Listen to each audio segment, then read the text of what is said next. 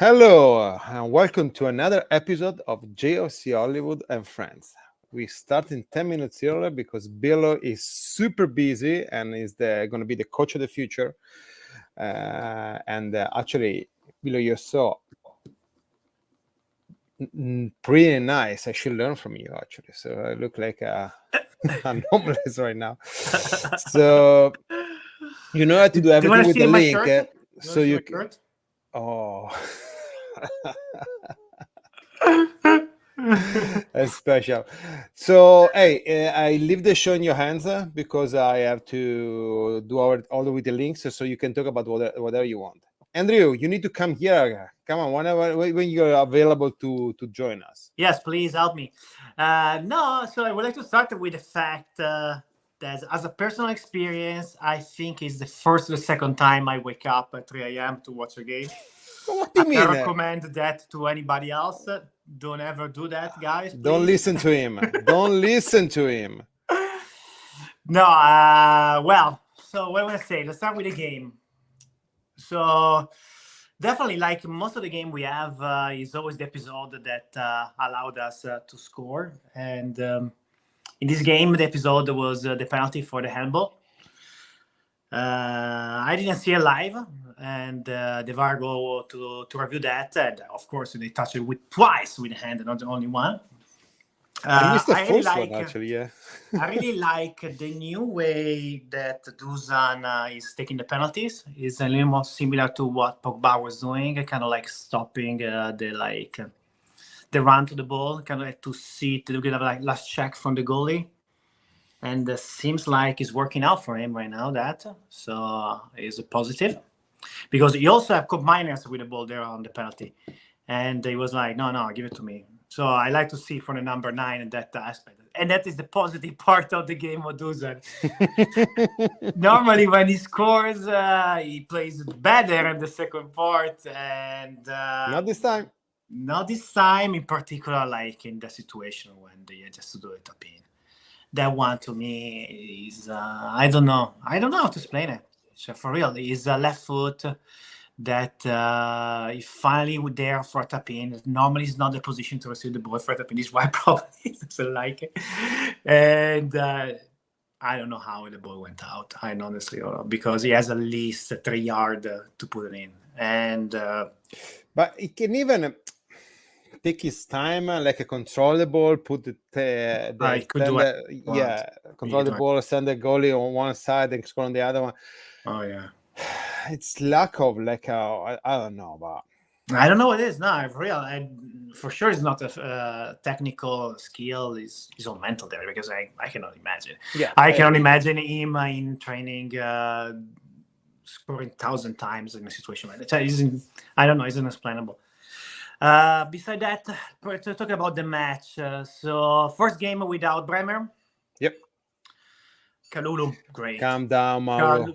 Calm down. Kalulu, great.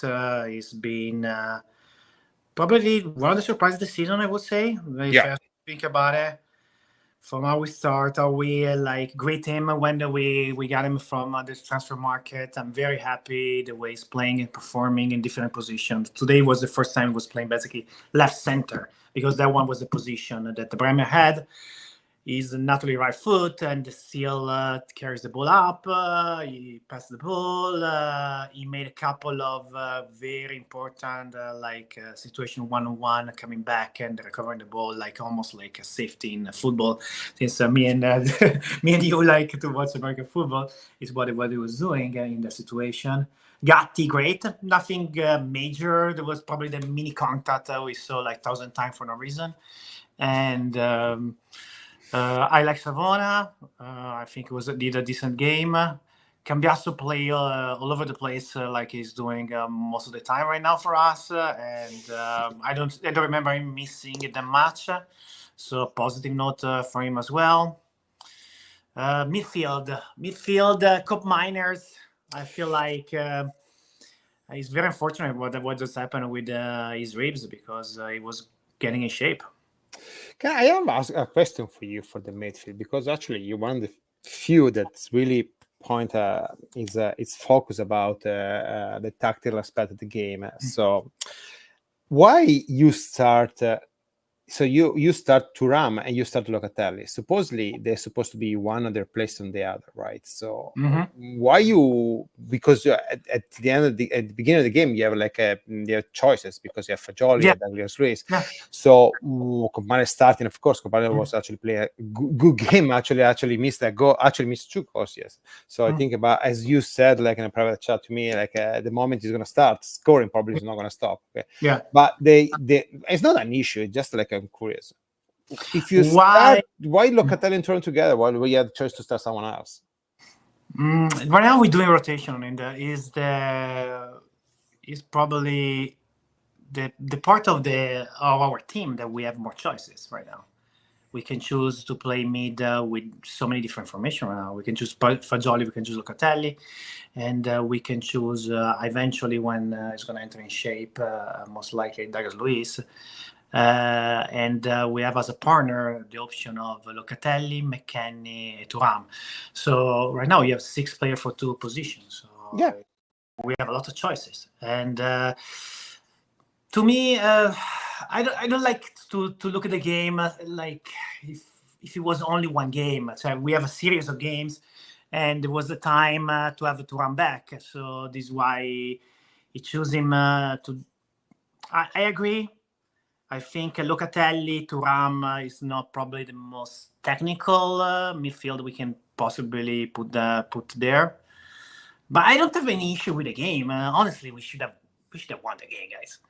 Ref, mistake or whatever. We have many chances. We're gonna talk about the ref, because it's that it's something that I'm really focused on time, and that you like it more than me talk about that. Correct. Not like in I don't want to create like too much controversy, because I'm able, I'm able to do that, but. And I totally missed right now what I wanted to tell you. Okay, right now. So I think it was an important episode that basically has a tie in the game, because So yes, and people need to understand that we played 3. I don't understand this Juventus fan emotional journey that actually we went from a couple of days before, after the game in Leipzig, winning 3-2, an amazing game. Okay, actually, and I was wrong, because I had Juventus losing actually and so we're gonna win the Champions League. Okay, and then we tie with Cagliari. Oh my God, we're gonna get relegated to Serie B. So there is never like a right middle. Okay, so that was a game that we were in total control for basically 90% of the game. Okay, still we are playing a Serie A team, okay, while coached by a decent coach like Nicola. Okay, yes, there's a referee that does a shitty job. I totally agree. Okay, but we're talking about a young team, because even like on Sunday we were 24.7, I think it was. One of the youngest Juve ever. Okay, and this is like we need to go through this, because its experience is going to go under our skin. So if maybe we have like a more experienced player, maybe in the last 10-15 minutes, we'll start maybe coming down, defending a little more, okay, play more a little bit the counter a little more, okay. And instead we still like kind of like play our game, okay. And but it's an episode that can happen every time. It was an unfortunate episode. That's it. I don't see anything more than that. No, what I want to say is we started watching a few games. It was like 6 in Serie A and 2 in Champions League official games in total. We have 2 Champions League game, and we have actually. I wanted to check before the episode started, and of course I didn't. I think it's 8 game.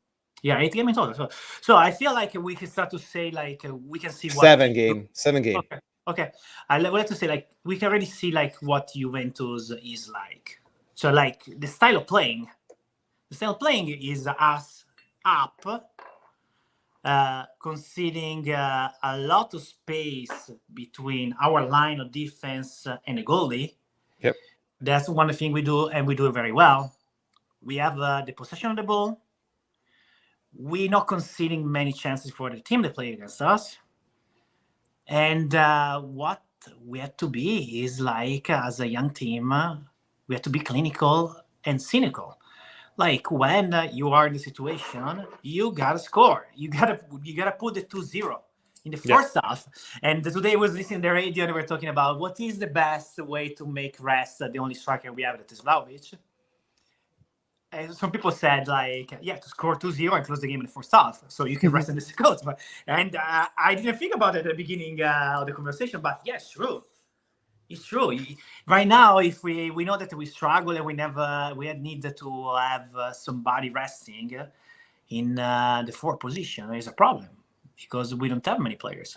Next game with against Lazio, we're not going to have Conceição. Most likely, we're not going to have for full game Nico Gonzalez.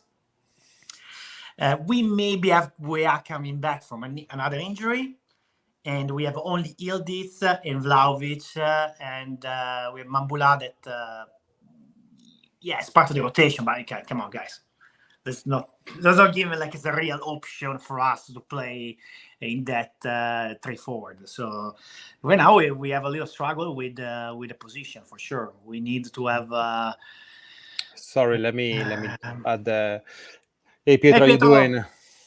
Hey, I want to put a shirt on because every time I'm on, it's with my suit.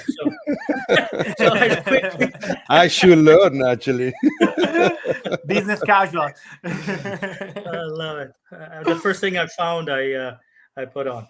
I was listening to you guys while I was. No, we were trying to say like, we are the team is growing. The team is growing. We're not having a lot of results we want against small teams right now. After the game, I was very upset because also the fact I didn't sleep because it was too early. But I know. Of course, with Cagliari, you are basically 2 minutes to the end and you concede a penalty like that. Of course, I'm upset. But if you look the whole game, I feel like we play more than decent. The only thing is like we had to score. If we don't score 2-0, it's always going to be a problem in the last few minutes. You have your personal fan, Pietro, over here. So. Oh, we're already live? I thought we were live at 5. Sorry. No, we had to go live on 5 a little earlier because Billo is important. He's coaching, he's helping coaching his daughter. It was a AYSO team. Yeah. Oh, I apologize. No, don't worry. It's all good. It's all good. You're good. Yeah. Okay. Hey, Giulio, how are you doing? Hi. Hey, everybody. Hey, Giulio. Ciao, how's Calabria? Everything okay? Grande Sicily. Sicilia. Yeah, actually, hey, this is a great point. We go for Ildiz Fagioli. I think I don't know why people have issue with Ildiz. I think Fagioli is coming along really well, but I have something. Ildiz need to start scoring some goal. That's because we cannot rely just on Vlahovic. Because Vlahovic is missing a lot of goals, but actually he's the only one that actually is scoring right now. Everybody's is dumping on Vlahovic, which is fine. I mean, he's and he's supposed to score. But there was a stat that came out today. He's played more than any other player. Yep. Okay. There's no stop. He had 45-minute break, if you recall. I think it was against Napoli or against, I can't remember. But other than that, he's played all the time. Okay. I don't excuse his mistake against Cagliari because that's a mistake. That's a mental mistake. But after he missed that, I knew we were going to tie.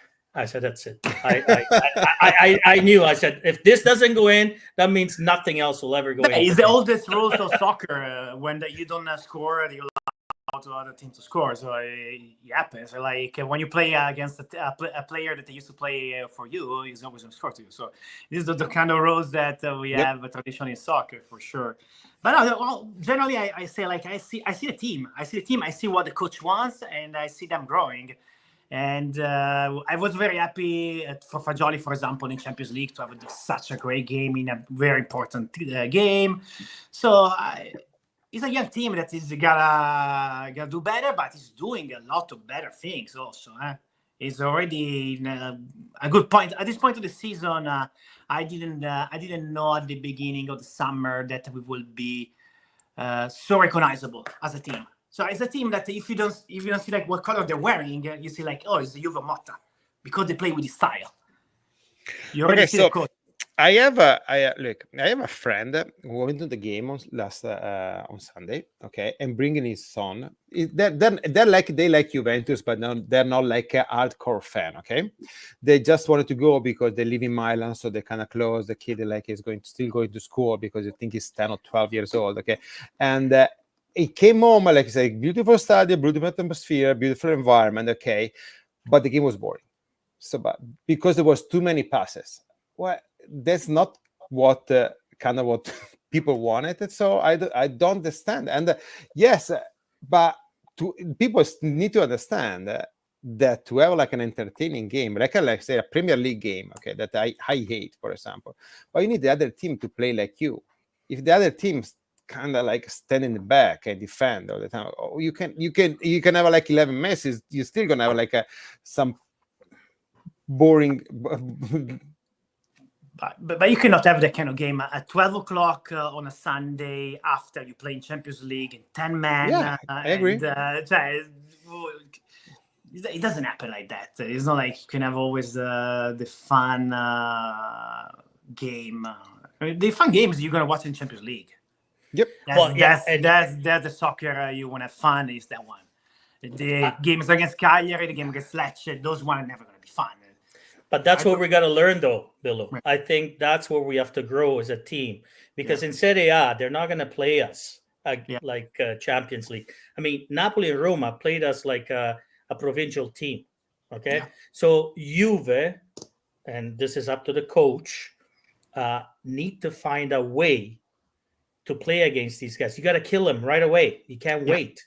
Because then it gets they you know, when I played against teams a lot better than us, and we used to play defense like that. I mean, they're not scoring, they're getting nervous, and like Juventus is getting nervous. They're not scoring, and all of a sudden we are getting that that power that hey, we can win, we can score, we can tie. Like Juve's got to become cinica, as we say. Half a chance, it's got to go in. Yeah, and we can't play the same formation as we play against Champions League. He has to find a way, maybe put more forwards. Can't just play with Vlahovic up front. Maybe put, Matteo was saying that, Ildiz has got to score more. Then put him up front with, this is just, we're not coaches. No, going back to what you're saying, like changing a little bit. He did something different with Douglas Luiz in the last game because he was able to go in the middle and shoot a couple of times and make the chance happening in the second half. That is the first time we saw that. So it's something we're going to implement a little more. But you got to start from the beginning like that. You can't. Let me guys ask you something. Let me ask you something about this, which I think Pietro brings up a really, really good point. With all the flaws, and I'm not even got into that Allegri had, there was one thing I think that he had where he excelled. He was able to adapt, change formation, change the way he was playing, 4-2-3-1, 3-2-1, 4-4-2, 4-3-3, anything, right? Is Motta able to do that? Is it that kind of coach? Can he do it with the players that we have? But can he actually change? Defensively, he's doing it. It's changing the players. It's changing just the players. No, defense. The way we defend depends on who we play against. We saw different team. We played with different setting. Sometimes Cambiaso is lower. Sometimes Cambiaso is in the middle. Depends. And right now is what we're doing. He has to implement better with the midfield. And we're going with that. And we're going to have more when he's going to be more comfortable having technical player like Douglas Luiz, Palermo Minos. Do we have the players to do a 4-4-2, for example? 4-4-2. I'm just saying, like Pietro was saying, like you need to be able to change it up and surprise the other teams. And sometimes that's what's needed. And right now we are predictable enough from that point of view. It's not a complaint. It's just like a remark, And Giulio, my point of view. Yeah. Okay. So I think that our coach is a reflection of our team. He's going to need the time, Motta, to learn. He doesn't have the experience of Allegri. We need to have patience with him. He's going to make a few mistakes, and I think he's learning pretty quick about his mistakes. But he's young like the rest of the team, as a coach I'm talking about. And he wasn't hired to win this year. He was hired to make sure that the team grows. If we win, it's a bonus. I agree. Okay, and he's going to make mistakes because he's young. He's inexperienced. I mean, he's never played in Europe. I think the first time he played in Europe was with Juventus, right? And he's doing an amazing job. But if you brought up Allegri. Allegri has, if I'm not mistaken, at this point of the season, he had more points than Motta last year. 1 point more. Yeah. Again, I'm not comparing. No. But I'm saying, and I'm not an Allegri, and I'm not a Motta. I'm a Juventino, 110%. So Allegri had a lot more experience, but I am having a lot more fun this year watching, even though we have, the results have been not 100%, but we haven't lost yet. I think they scored 1 goal against us in Serie A. We're gonna learn. You guys remember when Conte came? How many did he have? 11, I don't know, 10, 11 ties in a row. I can't remember. He definitely had a. Sorry, guys. Just a second. Let me say hi to Davide. If you don't know, this guy is like one of the co-founders of the vecchiasignora.com. So the biggest Juventus forum like in Italy. Ciao, ragazzi. I gotta go train. Billo. Ciao, Billo. Billo is going. Yeah. Forza Juve. Ciao, Billone. No. Yeah. Look, the point is that we need to be patient. The key aspect of all of this, we need to be patient. Yeah, because if I ask you in middle of August, after 2 games in Champions League, we are 6 points, and we are like what is third, fourth in the table in Serie A, all of you would have said that's more than fine, right?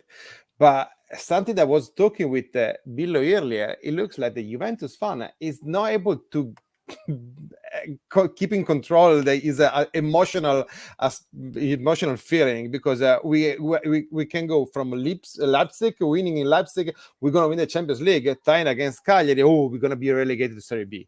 So there is no middle in all of this. That's the way I see the thing. Because every fan is like that a little bit, right? Yeah, but I understand in the heat of the moment, but then I woke up at 3 on Sunday to watch a game. I was fucking mad when we tied the game against Cagliari. I'm not gonna deny that, but there's I think everybody talked about that game like it was such a horrible game. It was not. I agree. It was not at all. Like I'll tell you one thing. Like I woke up, right?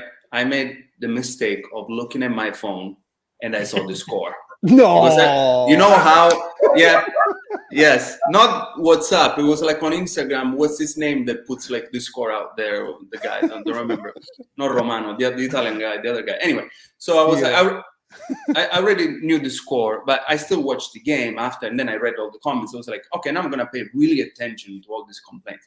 We had 5, 6 at least clear chances to score. At least. Cagliari didn't do anything. Like Pietro said, it's always like you always have the feeling that we're playing, we're about to score. Okay, this is there is never that thing like last year. Oh my God, they're gonna score. We're gonna go down. You always feel they're in control, and they are in control. They scored with a PK. It was like an very unfortunate PK. Otherwise, they would have not scored again.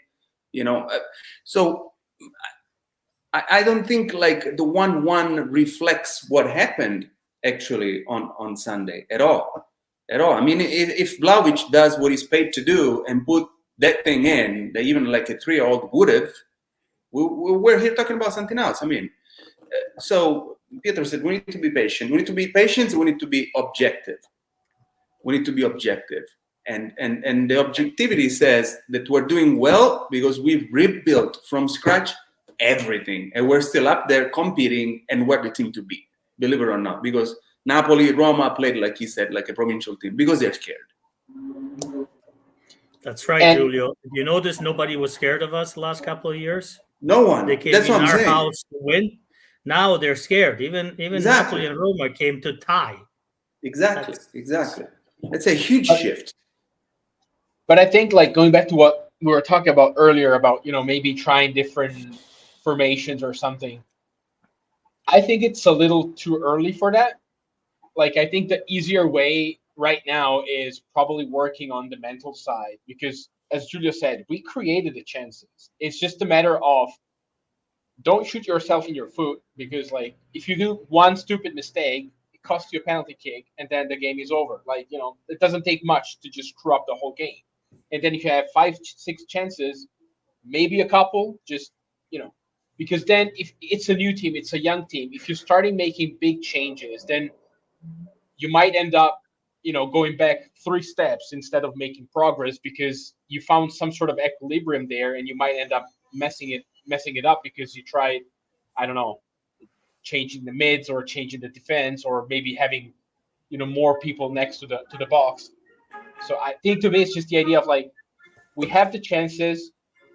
I like sometimes the when the coaches say you cannot play 2 teams, yourself and the opponent. Like, you only have to play the opponent. So have 5 chances, score 2, and don't make stupid mistakes, and then you win the games, even the ugly ones that, like in Serie A, they're always going to happen. Yep, especially in Serie A, where we see that like an episode is happening. I mean, every other game is like that.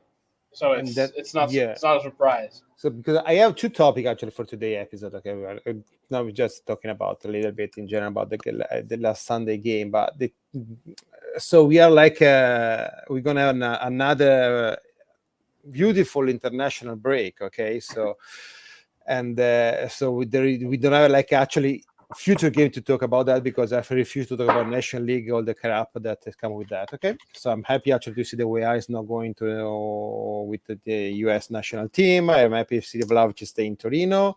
I'm happy that Kopman is staying in Torino, not the reason why. I mean, okay, and but okay, the Locatelli. But it's good that we have a break for him. Maybe it's good that we have a break. Definitely, he can get some good rest. A break on the rib. First question there for you, and it's really generic question. So we have 7 games into the season, and 2 in Serie A and 2 in Champions League. What are the feeling that you have? What are the vibe you get from this team? Are you happy? Are you like you expecting more? Are you afraid because we are not scoring that much, and we're not scoring like we're just scoring from set pieces, especially in Serie A? Are you excited? What are you feeling? What your vibe for this team? I'm gonna start with Edo. I'm happy. I mean, I think the team is where, any reasonable fan would expect the team to be. Of course, once you get a couple good results in a row, then you start thinking, oh, we turned the corner, everything is going to be easy from now on. But it's not going to be like that. No matter how much we think we're ready to just compete across all different competitions, we have a young team, we have a bunch of injuries that are not like we're playing with. I mean, every single game there is somebody who's a starter who's out, and either small injuries that happen every single week. I remember where I got injured like half the first week or the second one. Then Turam got injured. Then we have like bigger injuries like of course Bremer, and now Cup Miners I think is out at least a couple games. Then Nico's out a month. So it's where we're supposed to be. Like the foundation is there. We're starting to. I mean, we proved that on any game we can probably beat anybody. Like that's the fun thing, that if things go our way and maybe even don't go fully our way, like we saw in Champions League, that that game was doomed for disaster, because right off the bat, 2 injuries, a very questionable refereeing, and you could have easily lost that game. But we show that we can actually compete with anybody. But then of course you're gonna have a little ups and downs, and I don't know. I'm not freaking out, and usually I'm not super rational about Juventus. Like, I'm rational about everything in life except soccer. Like, I just go absolutely insane. But I'm not freaking out. We're on a good path. Giulio? I keep it simple, sweet and simple. I'm gonna tell you this. My expectations for this team are top 3 in Serie A, winning Coppa Italia, and making it at least to the round of 16 in Champions League this year. For this first year, that's the bare minimum I expect. Allegri did as much last year with the weaker team that was completely done and no fan base supporting and anything. Motta is the team that he wanted. Now they're playing, they have a very, very easy path to the final of Coppa Italia. So I expect final of Coppa Italia minimum, winning it, top 3, and round of 16 Champions League. Those are my expectations, and we are where we're supposed to be right now. So ask me again in March. Okay. Hey, Edo, sign him down. So we're going to remember about that, okay? Pietro? I'm with Giulio, but I don't think top 3. I think they have to be top 2. I expect them this year to do better than last year because they have a better team than last year, in my point of view. In Champions League, I'm telling you, in Champions League this year, the big guns are not firing in all cylinders. We might be the Cinderella team. Quarterfinals for me. I have to go to the quarterfinals. They have to. They have a team that's built to play on an open pitch. This team here in Serie A is going to struggle a little bit, but they're going to find their way. But in Champions, I think if everybody plays them like they played so far, we should do well. Coppa Italia for sure. You guys saw that we're playing Super Cup now, January 2nd. What a disaster! Like they're playing like 3-4 games in 7 days. Like it's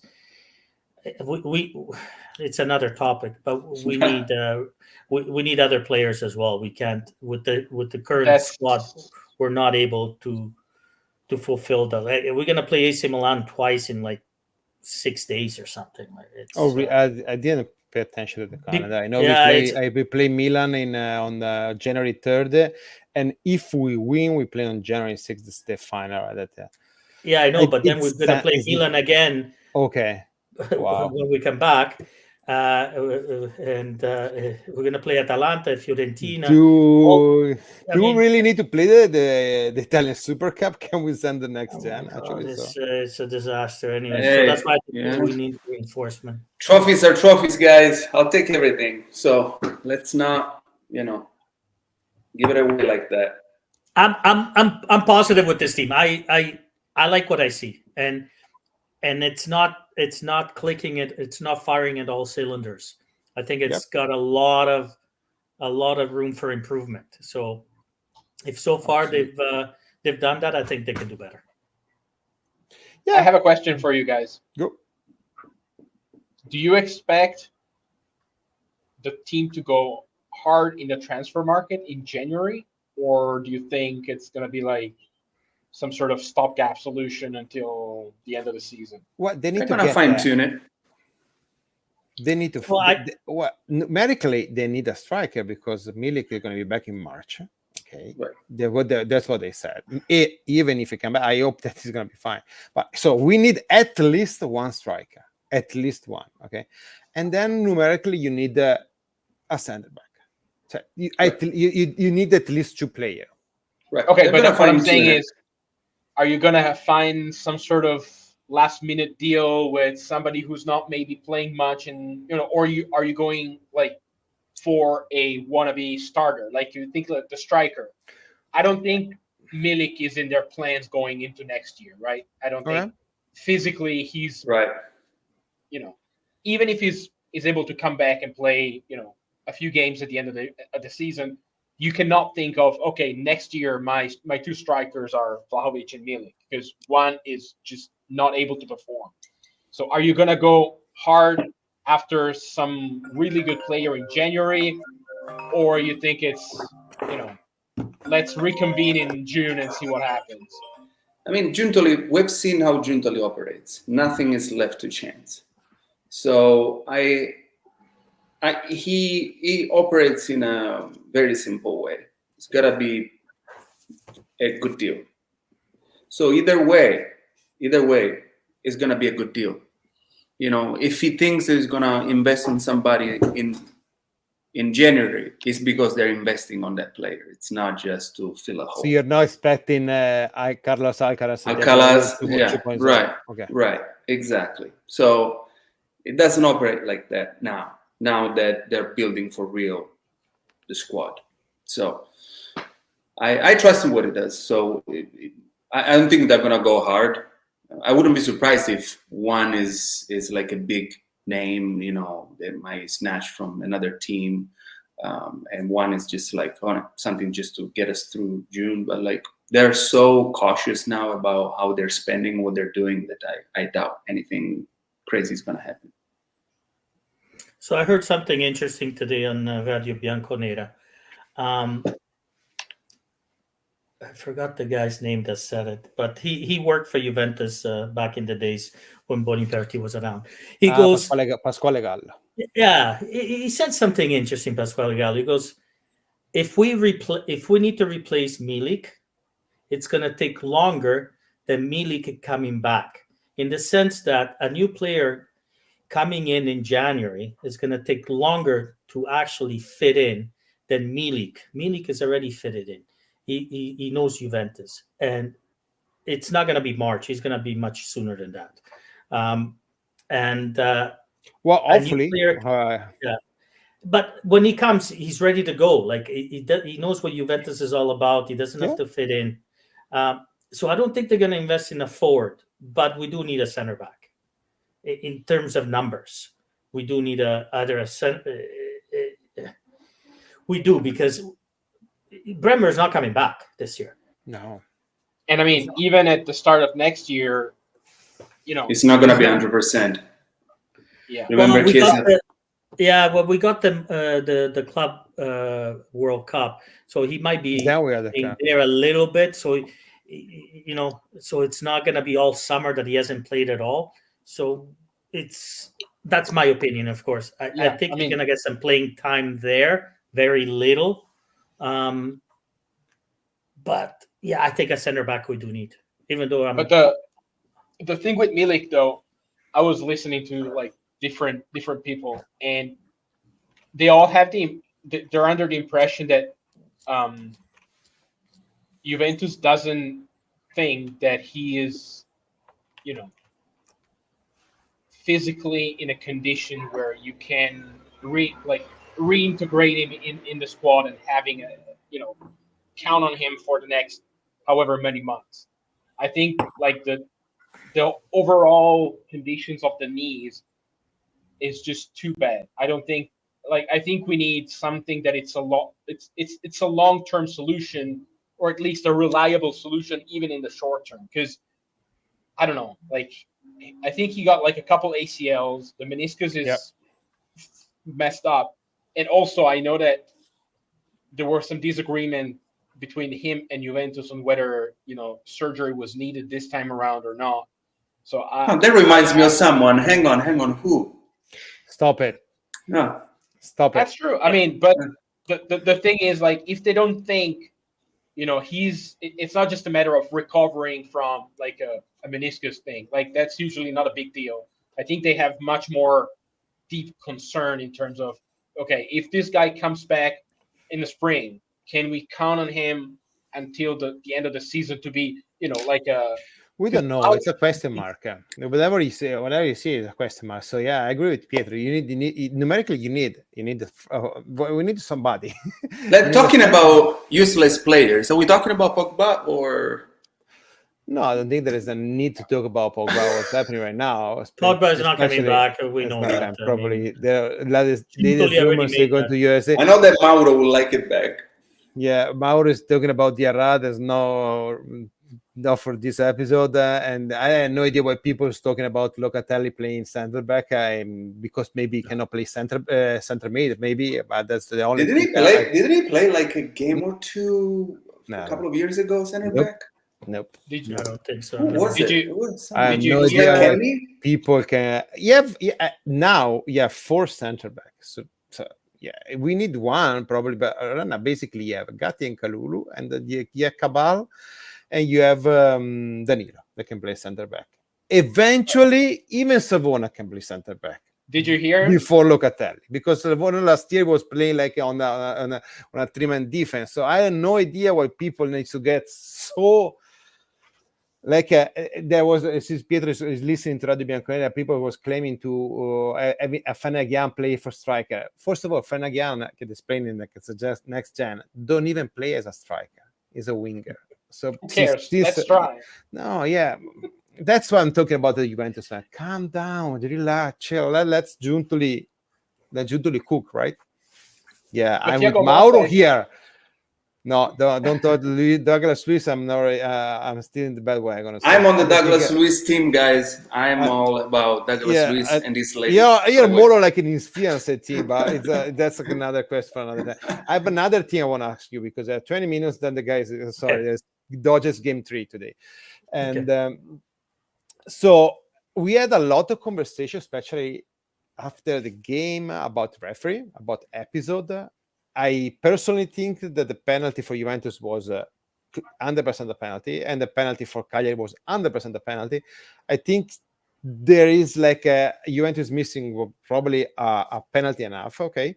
But numerically in Serie A, there is like probably 30% of more penalty allowed than in every other league in Europe. Okay, I watched the highlights for the Fiorentina Milan game, and there was 3 penalty allowed. Okay, that to me there were no penalty. The only penalty should be awarded. It was the one like on Colpani, I think, that was Hernandez basically kill him in there, and they didn't even review. So I'm always been in support of VAR, but the VAR needs to be for clear and evident error. So if one feet touch like this, another feet, this is not a penalty, even if the other player is going to go Hollywood. So we need to understand that. It's impossible watching every game in Italy, and then saying the same referee that called the game in Italy, going to Europe and change their meter. Because we see when you play in Champions League, we don't see that many penalty allowed. Of course, when Juventus is not playing. Okay. But I mean, it's a huge conversation. And today, what's his name? How's it called? Rocky said something interesting, actually. When I read it, kind of bugged me, but then like I was thinking about it. And he said, it's really difficult, if not impossible, to have a uniform, kind of way of refereeing. Of course, it's subjective, right? The referees have their own way of doing it, and I agree. And that's where, to me, like the VAR comes in. The VAR, it's what you can make standard, not you can, like you just said it, you review for certain things in certain situation, etc., etc. So you can standardize it, the VAR. Those are the ones that should become more involved and take more responsibility, right? And as I've said it in the past, the VAR cannot be a referee. The next match is going to be refereeing. It can't be. It needs to be a category that is just doing VAR. I agree. Because imagine this. Imagine now the VAR guy that is, making look the referee like an idiot twice, 3 times now. And now next game, the one that was in the VAR is on the pitch and the referee is the VAR. There are also those dynamics between people like that. It cannot exist. The VR need to be maybe retired referees. Then I'll start doing that when they're 45. Why are we sending them? I don't know what. Let's put them do VAR. They have like 20 years of experience on the field, and now they can do that. It needs to be all changed. I think it's a great thing. It needs to be standardized. What can be done with the VR, and who does it? And definitely there is to be the call from the coach, from 1 or 2. You have to be able to challenge certain things. It can't be left just to them. Yep. So I agree with you, Julio. But if we standardize, because of VAR, I think the rules need to be changed a little bit of the rules of the game. Okay. For example, as far as I'm concerned, both penalty shots were not penalty shots. Listen to me. In today's, Juve Cagliari? yeah, to me, the poor guy. I mean, against us, they give us so many handballs, right? So I'm being objective here. I mean, how the hell do you jump with your hands tied behind your back? Where the hell did that guy was supposed to put his hands? I mean, the ball touched him. It wasn't he touched the ball. Now with Douglas Luiz, when the guy hit the ball, it went out. So it was over. The thing was over. It was a goal kick. Yes, he hit him after, but it's not that he hit him because he went over him and then he was going to score. The l'azione was finished. Like it's done. Like so because of VAR, I think we should change some of these rules. Same with the offsides. The offsides by a millimeter because of the VAR is unfair. It's unfair. You got to have, like the old days, I think they introduced it only once. You have to have light between the players, the offense and defense. That's how it should be, because it's impossible for a millimeter now that there is VAR. How is that an advantage? It's not an advantage. It's not an advantage. It's not. So just because Vlahovic has shoes 11 and a half and Rossi has it 9, Vlahovic is going to be offside more times than the other guy. Like it's, if VAR has got to work, we have to change some of the rules. And yes, acting referees should not be part of the VAR. Should not. It should be a category on its own. And to be honest, I think I'd rather see players, ex-players being at VAR more than... That's not a bad idea. But, Pietro, I know you're a huge NFL fan, okay? Edo as well, okay? And you follow football, maybe Giulio a little less. But when you speak with Italian people, mostly Italian people, that they even don't know there is like a challenge in the NFL or the play can be reviewed. Okay, they thought that when they have VR, every problem going to be fixed. If there is like someone that knew that is not going to be fixed, the problem was probably going to be translated to someone else. It's us, the people that follow like American sport were like, and like Allegri was saying, it's not like tennis when the ball is in or out. That's objective. No. Okay, so here you have more things that. I agree. There needs to be change. So there's to be a challenger for every coach. 100%. Like Julia was saying, okay. For example, now you can review everything, okay, and so you can see more handball or more contact than before. And think about that. When you watch it with the VAR, you see in slow motion that they look like even bigger than they are. Okay. Right. So I will have a suggestion, and I just suggested handball in the penalty box. Unless it's saving a goal, it should be like an indirect free kick in the penalty box. That's it. Because I agree, the penalty that was awarded to us is 100% penalty by rule. Yes. By rule, okay. But do we have like an advantage that basically the other player was just basically unbalanced? Yes, you can make him guilty because he was unbalanced, but you cannot give him like a penalty. A penalty is it's not like a dead penalty, but it's like close. If you get a penalty in the 92nd minute, it's a dead penalty basically. So you need to change somewhere and some contact. Hey, soccer, it's a sport. It's a sport of contacts. Okay, contact sport. So and not every contact is a foul. Stop. Easy. Don't overdo it. Why is a foul like the one awarded to Cagliari was happening in Champions League? There was not going to be a penalty because we seen with Vlahovic on Wednesday. Yeah. The ball was out. They didn't call a penalty. It's irrelevant that he got hit after. Exactly.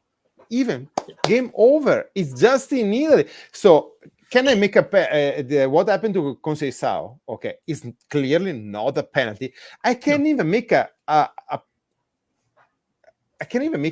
rule that it can be like a simulation. Okay, but I cannot have that play called a simulation when last year we had Lautaro Martinez for fainting, and VAR calling them penalty, not the referee on the pitch. It's VAR. different. It's different.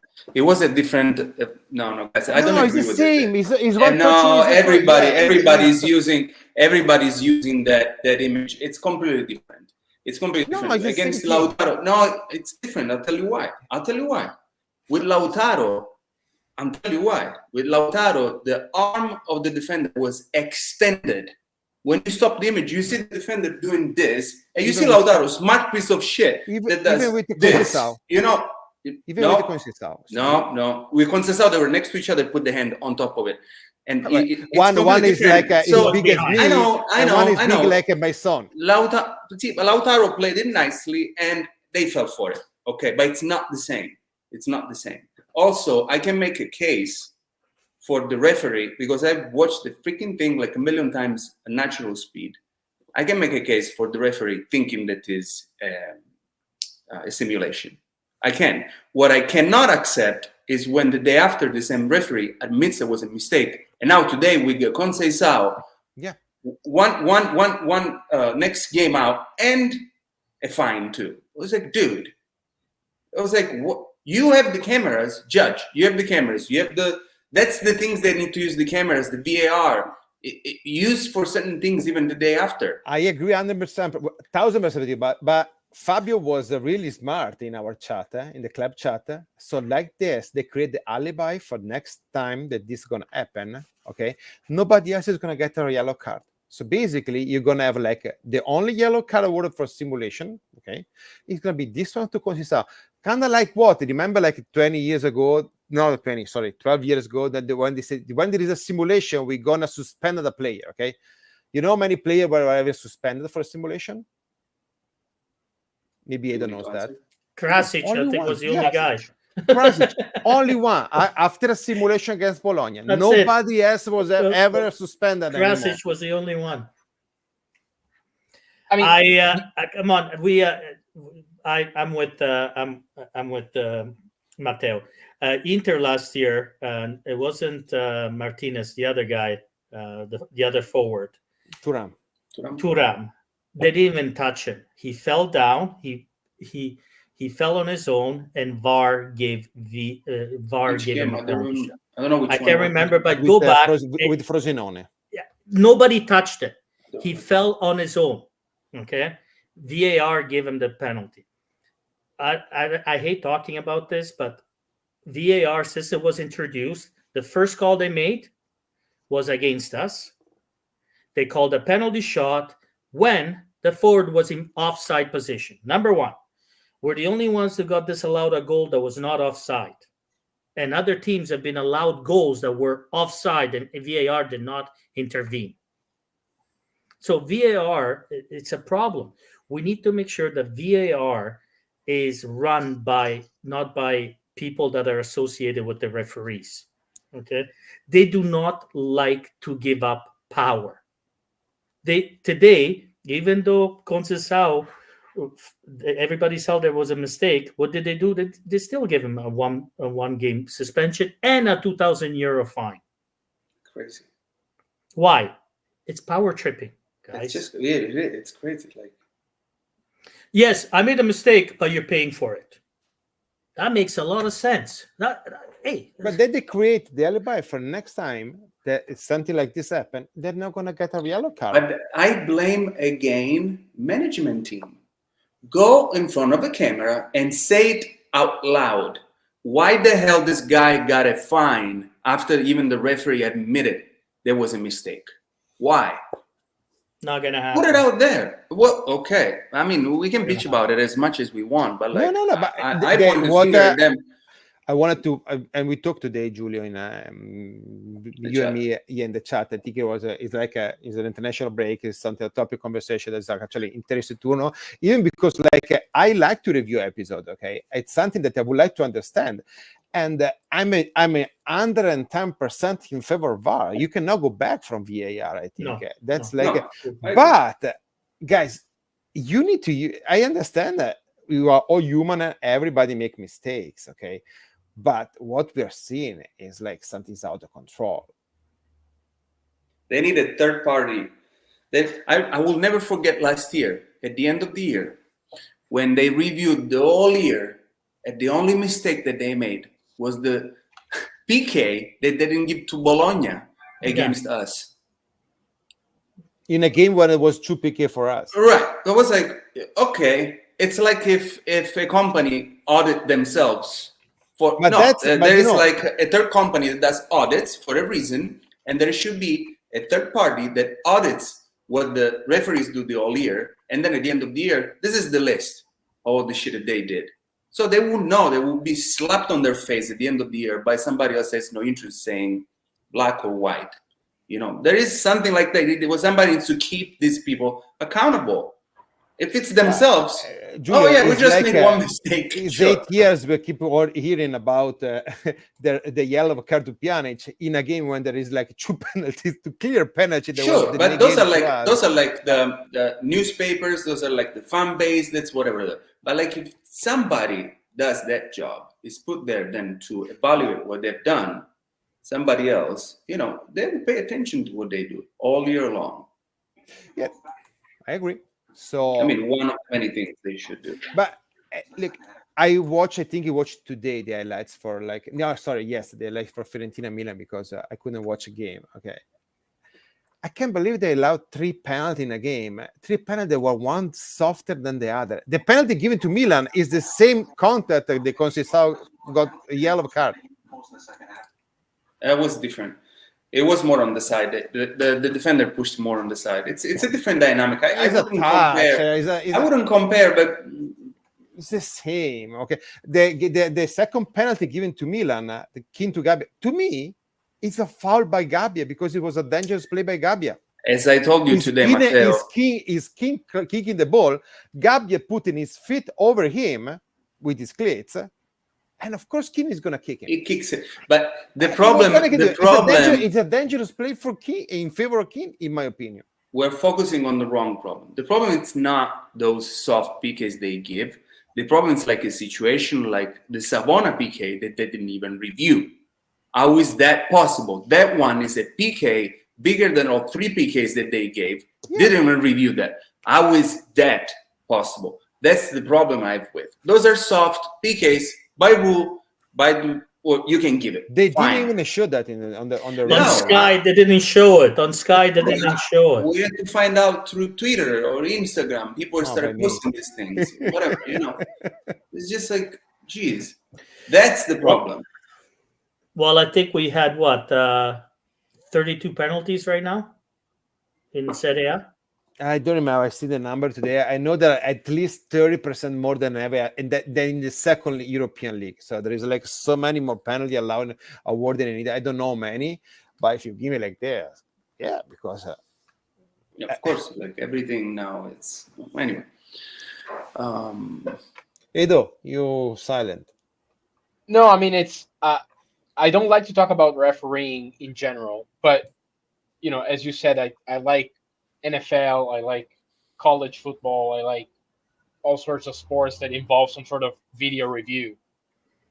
And to me, the issue there is, if you take away... Stop it, Mauro. Stop it, Mauro. You see what happened in Germany when you play against German team on Wednesday, so stop it. So if you take away, bad faith actors, I think what I have issues with, especially with Rocky said today, like, it's unrealistic to have a uniform refereeing standard. Okay. I mean, it's not unrealistic, but that should be your goal, right? Because the biggest issue, even in the NFL, is like the same thing has to be consistently called across different games. And it's not happening. You know that. It's not happening, but that should be like, the whole thing of, is this targeting, in college football because they want to preserve, safety of the players. You watch 4 different games and the rules is applied in 4 different ways. Yep. It's like, that is not what refereeing should be. Because when you go into a game, you should know, well, if I do this, this is what happens. If I do that, this is what happens. It cannot be like, let me try this and see if this referee is, feeling it today or not. You try to standardize as much as you can, but... So, to me, it's a very good excuse saying, well, it's unrealistic to have like a perfect perfectly uniform refereeing standard, but it should be damn near to it, because otherwise you're not doing your job. Because otherwise, surgeons would say, well, it's unrealistic to be good at surgery, and therefore I'm just gonna but for what you said, okay, the referee for Juventus Cagliari is going to be suspended two games because he should be suspended 10 games. This guy, the VAR for Juventus, the Juventus Cagliari, it should be suspended 2 games. Another 10. That's the thing. You need to punish them in the pocket, because when they don't referee, they don't make money. Now you need to explain me why a red card is reviewed by the VAR, but the second yellow that is going to give him a red card is not. Well, I agree, but that's like a goal, like when they put in place. I think that it needs to be fixed somewhere or the other. It needs to be fixed, like you said. They need to allow coaches to call at least one challenge per game. Yeah, and it's not going to make the game better. There's still going to be a mistake. Yeah, there's still going to be a mistake. But of course, no. Just something about the refereeing, what like Edo said, and I hate talking about this, but could it be we're talking about the refereeing now because it is affecting our standing in the last few years, but the refereeing against us has always been like this. The thing that has changed throughout the years, that even when they made mistakes, we still ended up winning. We had much stronger teams in the past that overcame all these mistakes, and it didn't affect us as much as it's affecting us now. I'm putting it out there. Is it now they're making more mistakes against us, or they're making the same mistakes, but we don't overcome it like we used to? Well, but you can always be like that much better than the other opponent. Okay, I'm just putting it out there. No. You have a valid point. I think it's unrelated. It happened in May in Coppa Italia final. You see, Allegri went out of his mind because he knew that was gonna happen. He knew that. I think it's unrelated. Meaning, they're fucking us up as they always done, but we were so much stronger than anyone else that in the end we didn't even notice, or we didn't care because we're winning. Now our squads the past 3 years it's been very average, so we counted on anything we could have gotten, and we started noticing that what we should have gotten to win, we're not getting it, so we're not winning because the players on their own can't do it anymore. I think that's what it is. What it has been, we've been so strong that we have really never we're let it go. That's why like the Juventus philosophy comes from, like, we're so strong we don't need to talk about referees, but now it's gotten to the point where they need to. I think that's what it is. It's also becoming harder and harder for us to get strong, because every time we start getting strong, they come up with some BS and penalize us through the sporting justice. And Matteo, this is one thing we should talk about one of these days. We should get rid of the sporting justice. What the hell is that? Oh yeah, but if you remember correctly, when the last scandal, it was like a year and a half ago, was happening, everybody in the middle of the scandal were talking about that the sport justice need to be reformed. Okay, so Juventus got penalized, all the bullshit happened, everything ended, the conversation ended. So we are 1 year and a half after the bullshit happened. Okay.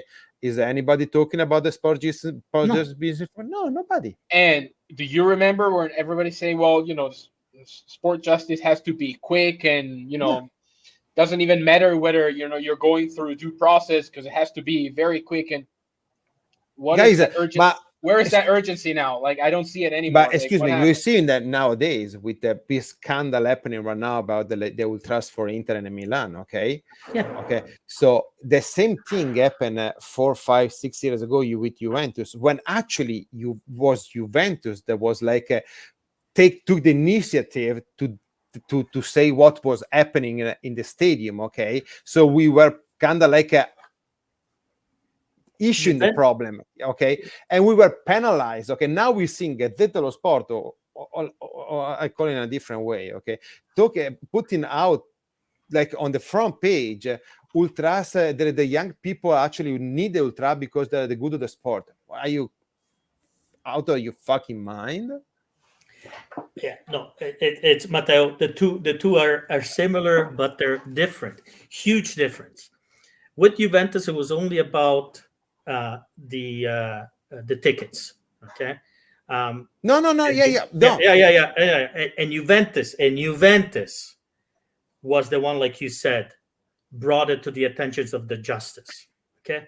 Here, first of all, there was a murder in place. Number one. Okay. Number two, they are controlling the parking. They're controlling the parking. Number three, they're controlling the food outside, food and drinks. Number four, they're controlling the curva, who comes in, who goes out. Okay. And it's the justice that found out. Yeah. So with Juve, it was only about the tickets. So they were not aware of it, and they found out, and they right away they went to the justice. Inter and Milan, of course they knew. They're not in control of their parkings. They're not in control of the curvas. They're not in control. Hey, there is Font Peppin talking about with Inzaghi or Marotta talking with Ultra, asking for tickets for the Champions League final. What? But are you kidding me? And Inter actually denied in front of the city hall representative that, oh no, there is nothing going on right now. And how? What do you mean you didn't know? What do you mean you didn't know? You did know, because you're not in control of those. And you didn't say anything to the justice. The justice came to you. Exactly. And they wanted to bring Juve in Serie B at that time. These guys should go. Did you see that the guy who's reviewing the material to go through the prosecution is the guy who has the Inter logo on the iPhone cover? Like, that's the guy who's selecting what the prosecution can get and what the prosecution cannot get. But the problem is, what are we talking about? You are 100% allowed to root for Juve, Milan, Inter, Torino, Lazio. But when you're like your public function, you're doing your public function, you should be. You should recuse yourself. Super partes. Yeah, exactly. But that's Italy. The public is going to be promoted. The fact that you have the guts and you think it's okay to go on TV on a press conference talking about prosecuting this team X, and you bring with you your phone and you show your phone and it has the X logo on your phone. What is that? Like, what are we talking about? Imagine if it was the other way around. Imagine if the prosecutor had the Juventus logo on it. I mean, we would that's the thing. on the verge of a civil war. That's the thing. Go like, all to jail. But if you do it, it's because your shoulders are covered. Like, there is somebody who's protecting you, and it's totally okay. And it's not it's with the referee. There is no accountability. Like, there's nothing that guy is gonna lose by acting like that, which is totally blowing my mind. Like, I don't know, it just insane. What's going on with Osimhen? I thought the sporting justice was quick and swift. What happened to the folders for Napoli there? What the two players? What's their name? Manzi, Liguori. Where the hell are they? But sporting justice should be swift and quick. Let me check where Manzi and Liguori are right now. I think one is a pizza man. He's doing a pizza. Yeah, one is a pizza man. Yeah. Guys, nothing against those guys. No, of course. We're just venting. No. Yeah, it's unfortunately. But no, but you know what bothered me? That if you speak because everybody has friends that the Inter fan or Milan fan or Lazio fan or Roma fan, okay, and maybe people in Italy are more aware of what's going on, okay. When you talk with them, oh no, guys, you're a fanatic. We don't talk about that. It's impossible we do anything like that. When it happened to you, it's always Juventus involved. Well, Giulio, you've been to Italy, right? You were in Sicily. Have you talked to? I mean, I was in Italy too for the summer, and we talked about this with a lot of people. What did they say? It's exactly what Matteo said. Like I avoid by now talking to anyone that like an Inter fan, a Roma fan, Napoli fan. Milan a little more reasonable than others, but I tried last year to when we were going through that last bullshit thing with the Plus Valenze, to show them what was going on. I was like, okay, guys, you now explain me how Juventus is guilty with everybody else being quitted. So who did she do this fraud with? On the mirror? It was like, how did that happen? Oh yeah, it was like, start looking what's going on the press. Like, they think they just do not want. They think you're crazy. Oh, this is laughable. Now Juventino that complains. That's the approach. As soon as you say something, they think you're crazy because it's impossible that you're complaining because you guys are the one who's like stealing and defrauding everybody did something wrong. They don't even try to listen. So, by the way, Manzi is playing for Virtus Entella. That's the Lega Pro, I think, right? I don't know. He went from Lille to Turris, I think in Sardinia somewhere, and then now he's playing for Virtus Entella. So that's. But Audero was a fraud. Yeah, I remember. So it's impossible. Audero, Mandragora, and Orsolini were a fraud. One last thing, and then I was talking to my cousin about this, and we came to the conclusion. My cousin, great Juventus fan, we came to the conclusion that in order for the way of thinking change, the whole Italian communication system should change. And if that happens tomorrow, that newspapers start being fair, TV starts being fair, it's going to take 2 generations for that. So pretty much we're talking the impossible. Tomorrow, the newspapers start being fair. And then in 50 years, people will start thinking, more clearly about what's going on. So they've dug a hole so deep for us with so much shit on top of it that the only way to stay afloat is to keep winning and tell them to go screw themselves where they like to be screwed. And that's it. I'm sorry, but that's what they've created. That's the monster they've created, But the new generation, Giulio, does not buy newspapers anymore. Newspapers within the next 5 years in Italy are going to be gone. La Gazzetta dello Sport is not selling. Tutto Sport. No one is going to miss them, right? It doesn't matter. Nobody's going to miss him. It doesn't matter. But his dad or her mom is going to tell the kid all this information are going to be going like that, and they're not going to have access. We need a generational change. We cannot have a Gravina that's expired being the leader of soccer in Italy. Okay. It is embarrassing. It is embarrassing that Serie A sold their rights for not even a third of what they said they were going to get. And you know why? It's because what they did to Juventus, because on the outside world, they're looking at Serie A as being what do you call it? A banana republic, a banana Serie A campionato. And it's true because they don't want to grow. They want to keep Juventus down because they don't know how to grow. So unless with the new, I think the Americans coming in, they're slowly changing things. But if we're gonna have the Lolito of the world that he only thinks about his pockets, okay, he doesn't think about anything.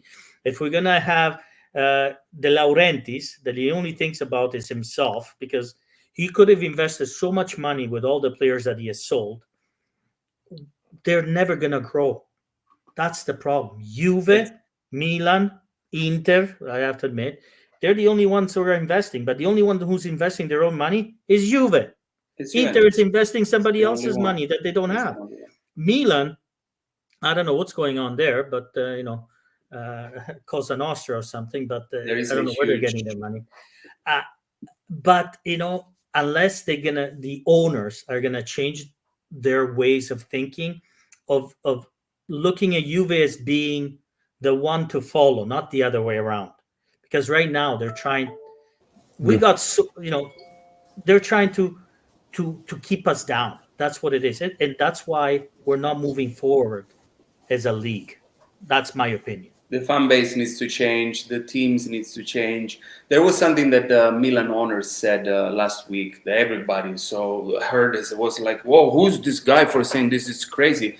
He said something. It was so normal, so true. It was like in Italy, the supporters think that they own the team. It was like, I own the team. I'm paying for the team. I make the decision for the team. They think they own the team, and they think they need to make the decision for what we're to do. It's crazy. He's right. It's insane. But it was taken by the whole fan base, Milan fan base, as somebody who needs to get out of there. because he doesn't get us. No, you don't get them.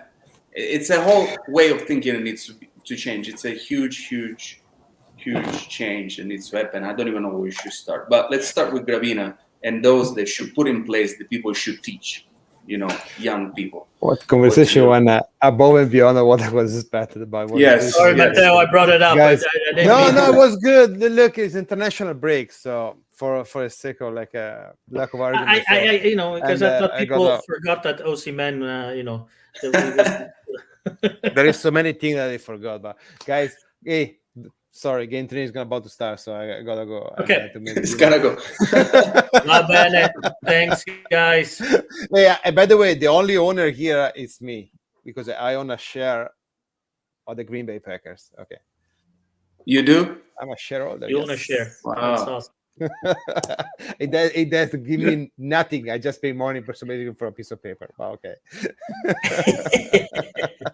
The reality is that. But I think with the money that they made the renovation the stadium. Okay, I know the last round of shit. Oh, I need to go. But you like the Seahawks. He's proud. He's proud. Edo, he's proud.